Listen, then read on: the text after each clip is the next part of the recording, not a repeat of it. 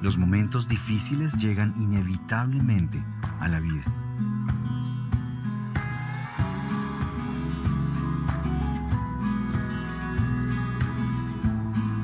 Y en esos momentos levantamos nuestra mirada al cielo y nos preguntamos, ¿por qué?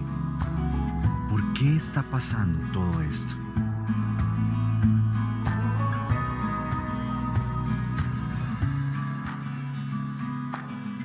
Podemos ver la gracia de Dios y poner nuestra confianza en Él, aun cuando nada de lo que suceda tenga sentido.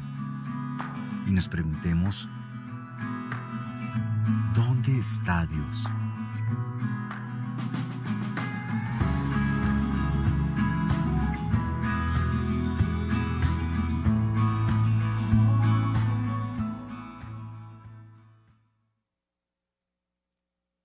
¿Dónde está Dios cuando el dolor llega a la vida?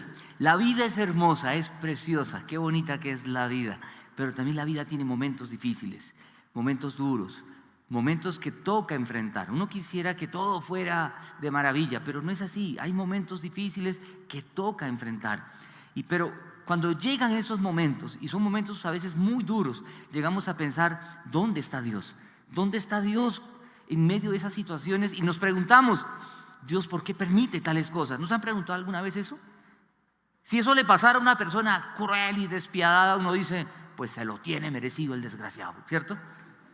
Pero cuando le pasa a gente buena, usted no se pregunta ¿por qué? ¿Por qué Dios? ¿Por qué? ¿Por qué tiene que pasar esto? Y por eso hoy queremos hablar de cómo enfrentar el dolor. Y alguien dirá, ¿cómo enfrentar el dolor? Y si alguien está pasando un momento difícil, de pronto está poniendo mucha atención. Si usted está en un momento donde todo le va bien, dirá, bueno, esto no es para mí. Pero quiero decirle, y no le estoy echando la sal, que el dolor llega en cualquier momento a la vida. Porque así es la vida. Hay gente que dice, no, yo vivo en victoria, yo voy a pensar siempre en lo positivo. Puede hacer todo lo que quiera, pero el dolor llega porque la vida es así. Jesús sufrió un momento de dolor y fue crucificado. Lo que quiero que pensemos es en un relato que aparece, hace 15 días empezamos, Ruth, el libro de Ruth. ¿Quiénes han leído el libro de Ruth en la Biblia? Eso, listo. Los que no lo han leído, tranquilos, pero pongan atención. Hace 15 días empezamos con esta serie y es una historia que aparece en la Biblia. Dos mujeres que viven una historia terrible, ¿sí? Para quienes no estuvieron pueden ver el mensaje anterior en nuestro canal de YouTube, pero se lo resumo brevemente. Noemí, una mujer casada con un hombre llamado Elimelech, no importan los nombres, al que le gusta el nombre, lo anótelo si quiere para su hijo o nieto, pero Noemí y Elimelech, ¿sí? Tienen dos hijos y ellos están en un lugar llamado Belén, que se llama Casa de Pan, eso significa Belén. Y en Belén, en la Casa de Pan, comienza a haber hambre. ¿Y ellos qué hacen? Salen de allí y se van hacia el norte. Qué coincidencia, ¿cierto? Van al norte buscando un futuro mejor. Y llegan a Moab, un lugar que estaba al norte de Belén. Un lugar, ojo, que los de Moab, los moabitas, eran personas que los de Belén despreciaban, digamos, porque los moabitas, descendientes de Moab, este Moab era fruto de una relación incestuosa. Entonces eran vistos como, pero tienen que llegar allá buscando un futuro mejor. Llegan a Moab y para hacer corta la historia, Elimelech se muere. La pobre Noemí queda viuda. Y no solamente eso, luego los hijos que se casaron con moabitas, los hijos se mueren y se queda la mujer sola con las dos nueras. Uno dice, oiga, esa mujer sí el bulto de sal completo, ¿cierto? No, y uno dice, oiga, si uno se pone a pensar en esa situación, uno dice, es dolorosísimo.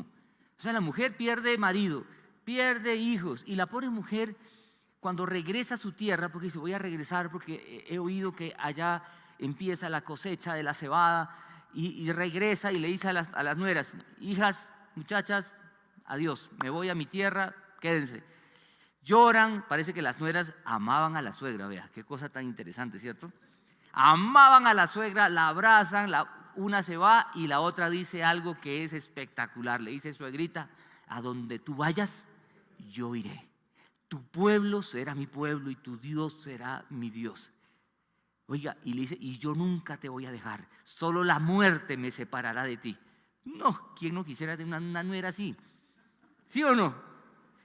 Y le dice, no te voy a dejar. Léalo, si no lo has leído, lea. Y dice que la suegra, la viejita Noemí dice, pues ya qué hago esta muchacha, camine mi hija. Y se la lleva y regresan. Y cuando ella llega a su pueblo dice, no me llamen Noemí. Noemí significa placentera. Los nombres tienen significado, ¿cierto? Hemos leído ahorita Sara, princesa. No me llamen Noemí, llámenme Mara. ¿Por qué? Mara significa amargura. Y Dios me ha amargado la vida. Pobrecita, ¿cierto? O sea, estaba sufriendo en todo ese dolor. Pero ese capítulo 1 termina diciendo, y empezaba la cosecha de cebada. Como dando una pista de que algo viene.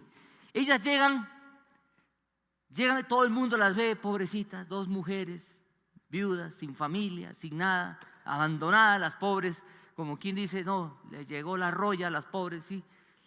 Pero ¿sabe qué pasa? Me llama la atención cómo ellas enfrentan el dolor.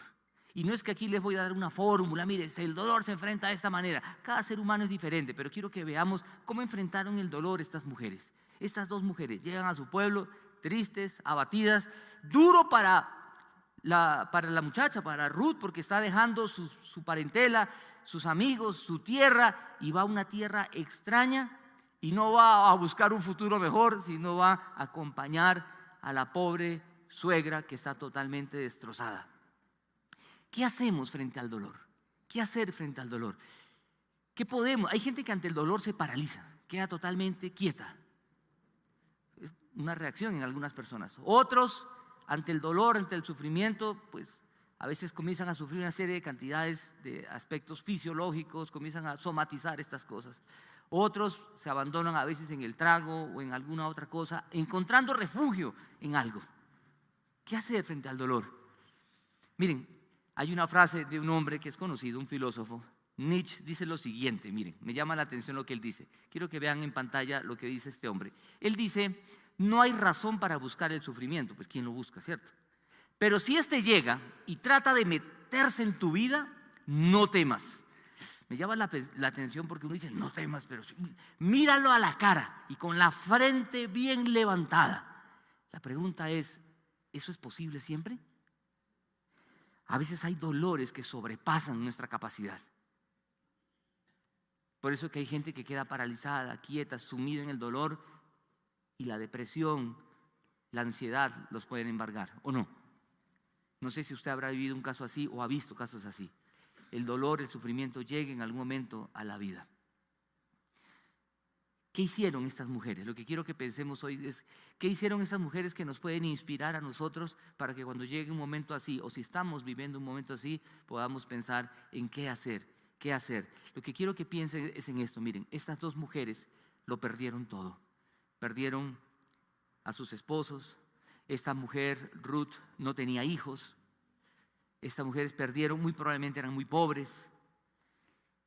Lo perdieron todo realmente. Pero hay 2 aspectos que no perdieron, que los que quiero que pensemos en esta mañana, que creo pueden ser muy aleccionadores para nosotros.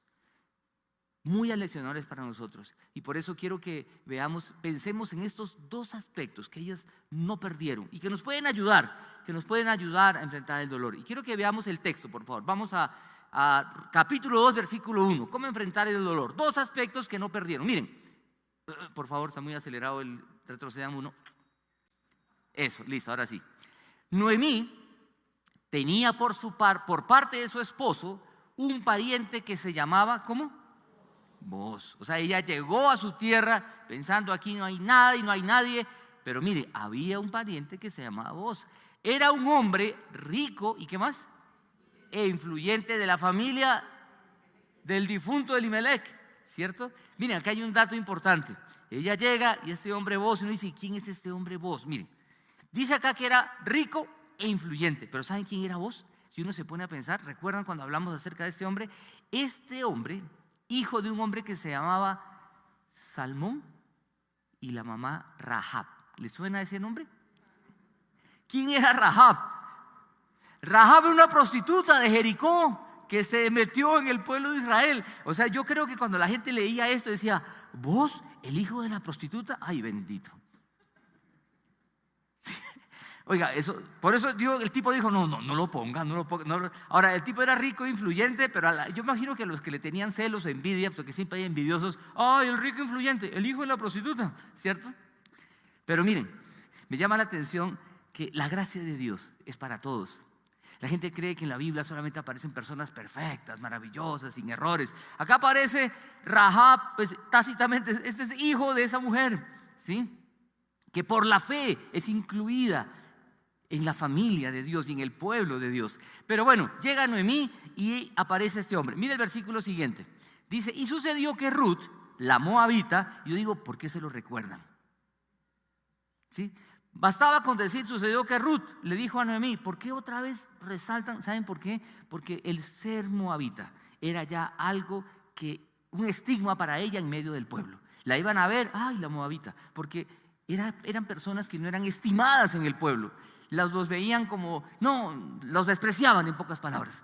Y dicen, la moabita le dijo a Noemí, a la suegra, permíteme ir al campo a recoger las espigas que vayan dejando alguien a quien yo le caiga bien. Anda, hija mía, le respondió su suegra. Quiero explicar ahí qué es eso de recoger espigas. Mire, lo que pasaba en aquella época, una comunidad agrícola, era que ellos recogían a la hora de la siega, recogían y dejaban caer, o lo que no rebuscaban todo, dejaban algo en la tierra. ¿Para qué lo dejaban?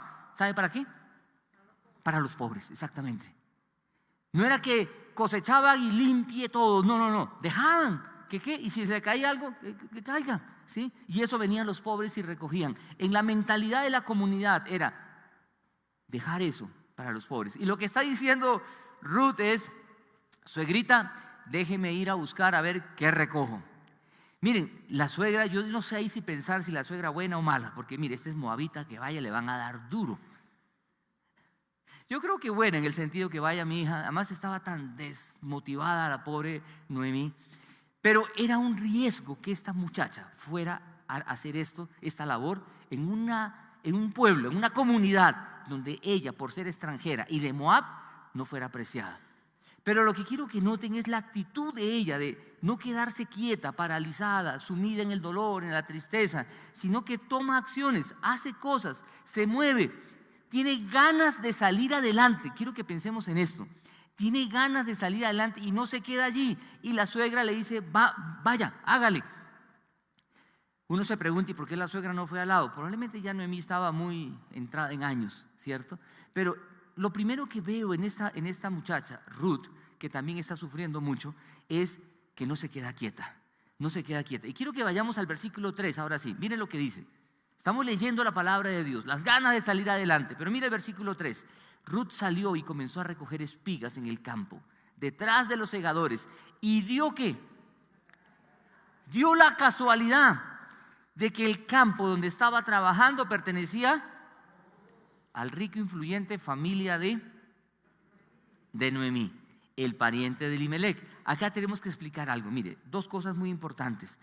Primero, quiero decirles que en aquella época, cuando una mujer no tenía hijos, lo que tenía que hacer es, en este caso, los hijos de Noemí tenían que casarse con el hermano menor, con el cuñado, para levantarle descendencia. Y esos hijos eran como si fueran de ellos, porque era importante la descendencia, era supremamente importante. Por tanto, eso era como una ley entre ellos. La viuda quedó sin hijos, el hermano menor está con ella y esos hijos no son del hermano menor, sino del que se murió, para que tenga descendencia y sigan trabajando la tierra y sigan ellos con esa herencia.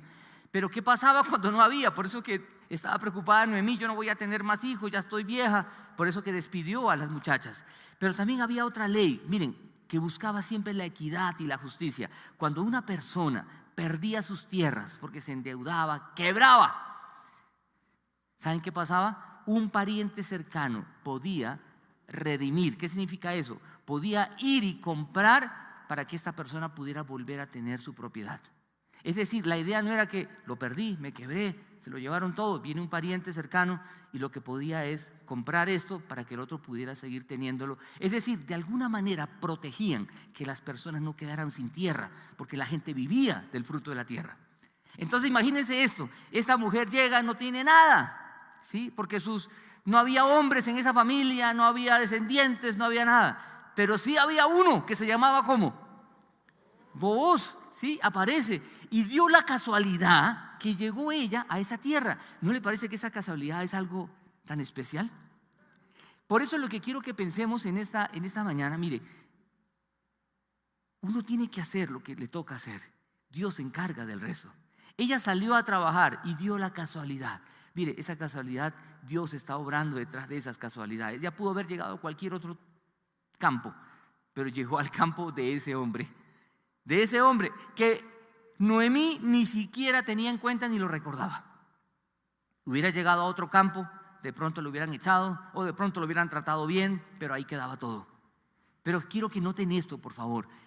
Esta situación que se está presentando acá es algo muy especial y quiero que sigamos leyendo. Mire, brinquemos al versículo 7. Mira, dice que ella comienza a trabajar y llega a Booz y dice: ¿quién es esa muchacha?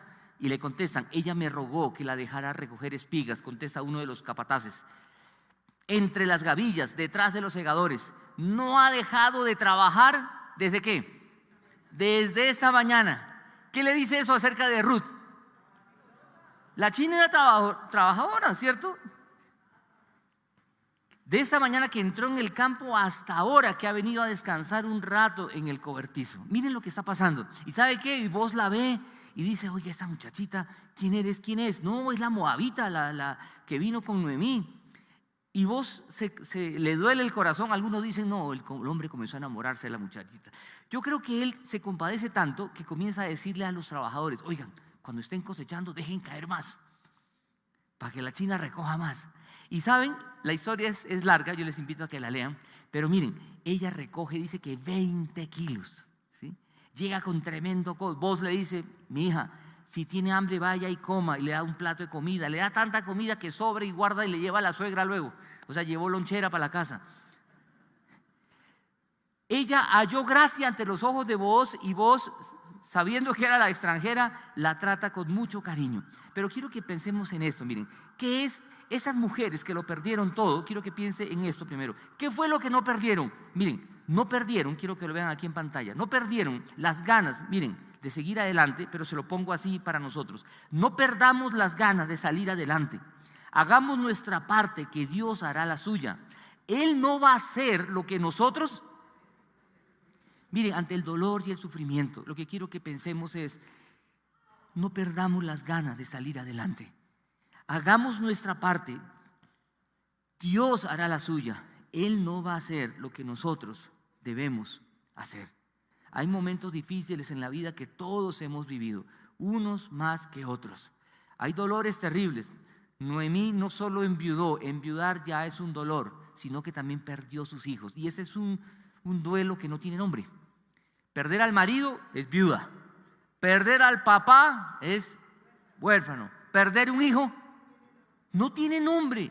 Es un dolor que no tiene nombre. La ley de la vida es que los hijos entierren a los padres. Si tengo que enterrar yo ya enterré a mi padre. Mi madre todavía está viva, pero el día que él tenga que enterrarla me va a doler, me va a dar tristeza. Pero es la ley de la vida, ¿o no? Los viejos no van a vivir toda la vida. Lo doloroso, que no tiene nombre, es poder enterrar hijos. Y esta señora Noemí enterró 2 hijos. Por eso que estaba tan sumida en la tristeza. Y a veces algunos hasta dicen: uy, pero Noemí estaba amargada porque decía: Dios me ha amargado la vida. Miren, no la juzguemos.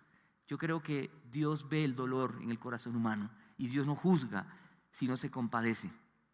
Y se compadece tanto que le regala una nuera como Ruth, que también viuda y pobre lo que hace es salir a trabajar, y trabaja de tal manera. Miren, y otra vez, ¿qué hacer ante el dolor y el sufrimiento? Hagamos nuestra parte, que Dios va a hacer la suya.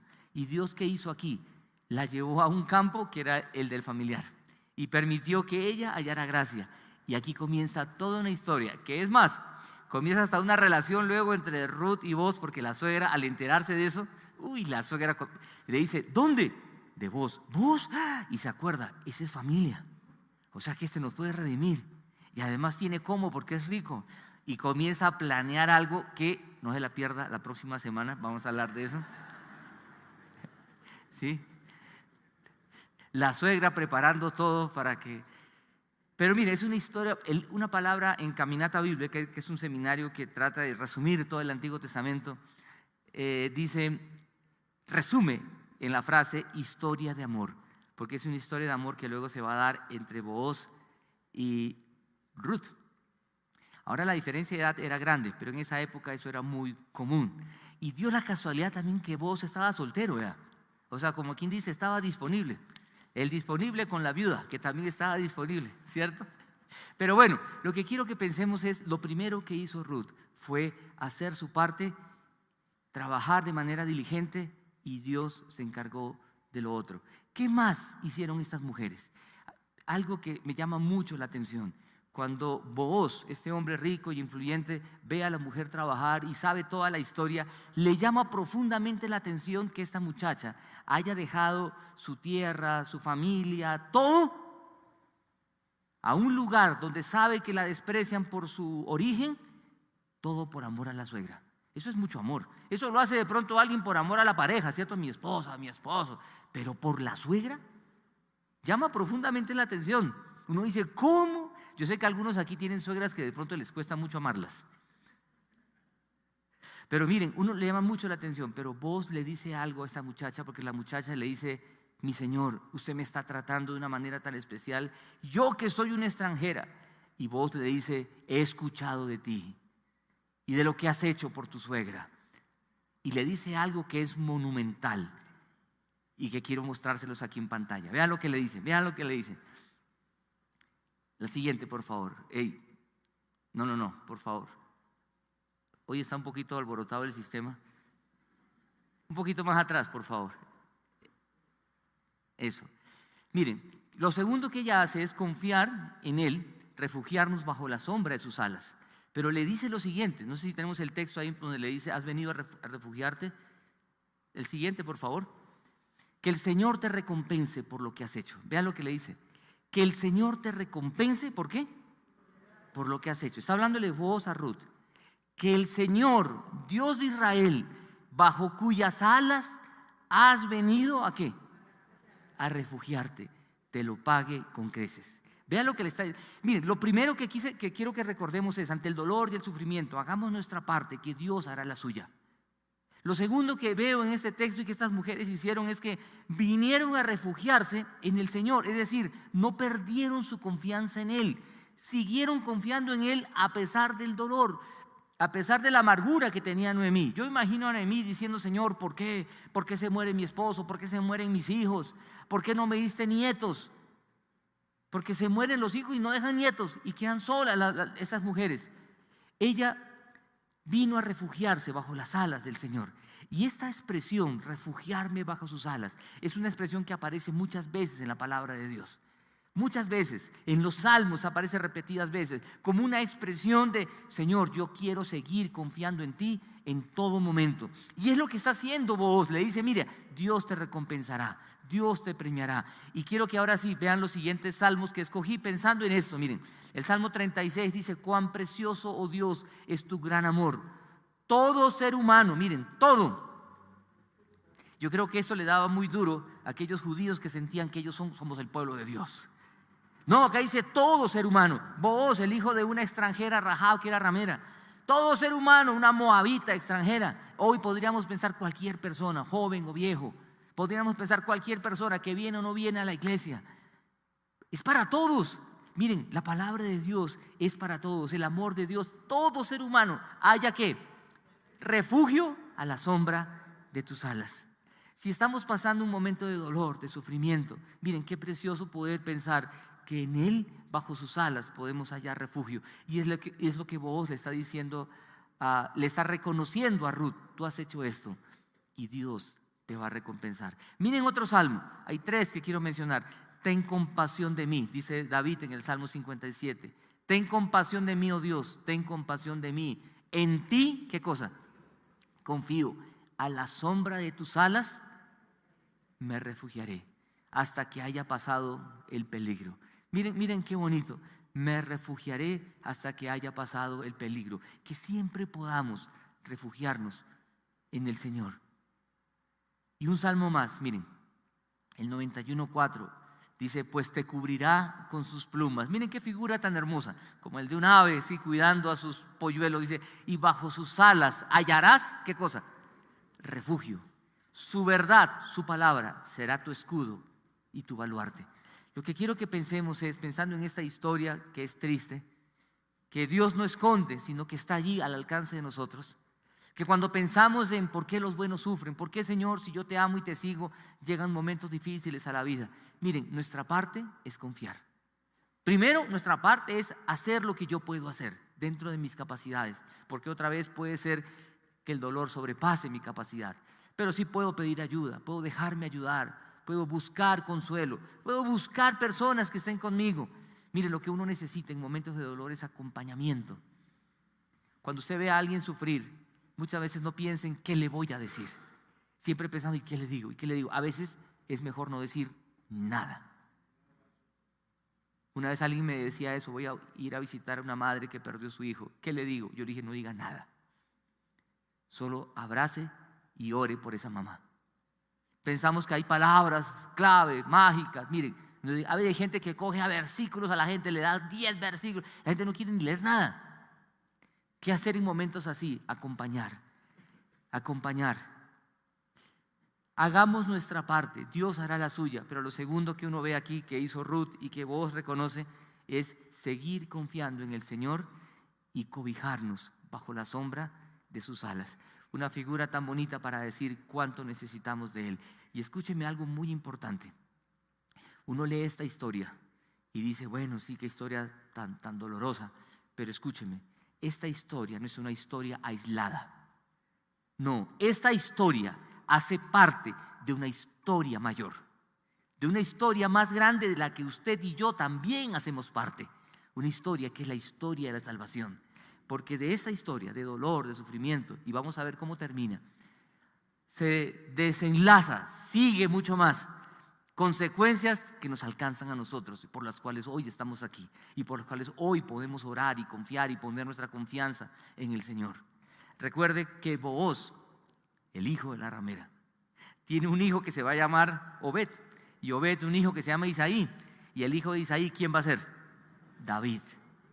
¿Se da cuenta? Y de David viene Jesús. Lo que quiero que pensemos en esto, muchas veces en los momentos de tristeza y de dolor decimos, ¿por qué? Yo no entiendo, y es verdad, yo no entiendo. Y a veces vienen y me preguntan, dígame, usted que sabe más de Dios y de la Biblia, explíqueme. Digo, no sé, no sabemos.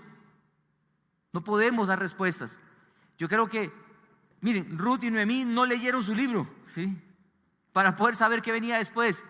Pero lo que quiero decirles es cuando uno lee y ve lo que sigue y ve lo que viene después, uno dice, ahora sí. Y lo que quiero decirles es, miren, en los momentos difíciles de la vida, que no entendemos por qué, lejos de buscar respuestas, nuestra parte es, hagamos lo que tengamos que hacer de manera diligente, confiando que Dios hará la suya. Y sigamos confiando en Él, aunque no entendamos.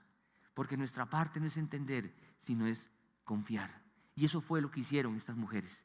Y por confiar el plan de Dios, ellas siguieron escribiendo esa historia que usted y yo hoy seguimos escribiendo, para que así como la historia de dolor de estas mujeres se convierte luego en baile, también nuestra historia, aún de dolor, pueda ser de bendición para otras personas. Por eso el apóstol Pablo también dice, somos consolados para poder consolar. Miren qué precioso. Cuando uno vive situaciones así, uno puede consolar también a otros. Dios tiene propósitos más altos de los que nosotros muchas veces tenemos en mente. Y en esos momentos, vuelvo y les repito, nuestra parte es confiar y seguir confiando. No dejar de confiar en Él, no renegar de Dios, sino saber que en la historia de la salvación a Dios no se le ha escapado nada. A manera de conclusión, yo quiero dejarles un desafío aquí en pantalla. Vean, vivamos siempre refugiados bajo la sombra de sus alas. En medio del sufrimiento y el dolor, hagamos nuestra parte, como lo hizo Ruth, Noemí, de manera diligente, por la fe, confiando que Dios hará lo suyo y que Él tiene, ¿qué cosa? El control. Cuando uno lee esta historia, uno dice, Dios, otra vez, ¿por qué? No es que a Dios se le pasó, como dice, se le chispoteó. No, miren, aún en medio de estos dolores, Dios está en control. Y como termina la historia, quien no la ha leído, léala. Léala y vamos a seguir hablando de eso los próximos domingos, de cómo esta historia es parte de una historia mayor. ¿Y dónde está Dios? Dios sí está. ¿Dónde está Dios? Quiero decirle, Dios está tras bambalinas, obrando de maneras inimaginables, inentendibles. No entiendo, pero ¿saben? Él siempre hace lo que es lo mejor. Y algo más, algunas veces en esta tierra entendemos, como lo entendió Noemí y Ruth. Otras veces moriremos sin entenderlo, pero algún día lo entenderemos.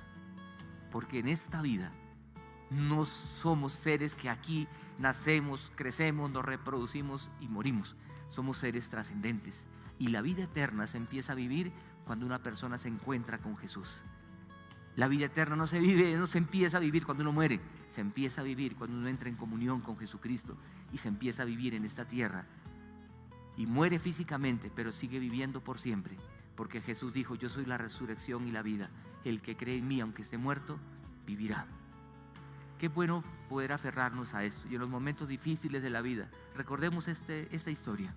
Y que nuestra parte es: hagamos lo nuestro, lo que podemos hacer, confiando en Él, que Él hará lo suyo, pero siempre cobijados bajo la sombra de sus alas.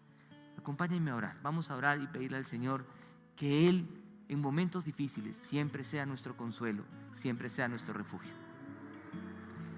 Señor Jesús, en esta mañana venimos ante ti. Leemos en tu palabra esta historia, este relato tan difícil, tan duro. Señor, cuánto le tocó sufrir a estas dos mujeres, Noemí y Ruth. Pero Dios, gracias porque ellas nos inspiran con su ejemplo, que hicieron lo que podían hacer. Ruth trabajando de manera diligente y abnegada, pensando en ella y en su suegra. Cuánto amor, Señor, entre ellas. Hizo lo que tenía que hacer y tú hiciste tu parte. Tú guiaste sus pasos, la llevaste a donde tú querías y tú comenzaste a trabajar en ellas, en su restauración. Y Señor, queremos pensar en esto de vivir siempre cobijados bajo la sombra de tus alas. Señor, en los momentos más difíciles, más vulnerables de la vida, te pedimos, Señor, que nunca dejemos de confiar en ti y que confiemos que tú estás en control. Señor, perdónanos por las veces que dejamos de confiar en ti, porque en nuestra naturaleza nos cuesta y dudamos y renegamos y cuestionamos. Gracias porque tú conoces nuestro corazón, nuestros pensamientos. Y Señor, venimos ante ti llenos de fragilidad, reconociendo esa fragilidad, a decirte: extiende tu mano sobre cada uno de nosotros. Aquí hay personas, Señor, que están también sufriendo un momento difícil. Personas que nos están viendo en la transmisión que también están pasando momentos difíciles. Sabemos que hay personas que están viviendo momentos así. Señor, yo te ruego para que la confianza de todos nosotros, la confianza del que esté sufriendo, siempre esté en ti, que siempre pueda vivir bajo la sombra de tus alas. Señor, extiende tu mano una vez más y toca cada vida, cada corazón, cada familia. Y que podamos confiar y creer que tú sí estás presente, obrando tras bambalinas para la gloria de tu nombre, para el bien de nosotros, porque siempre piensas en nosotros. Te exaltamos, Señor, te bendecimos en Cristo Jesús. Amén.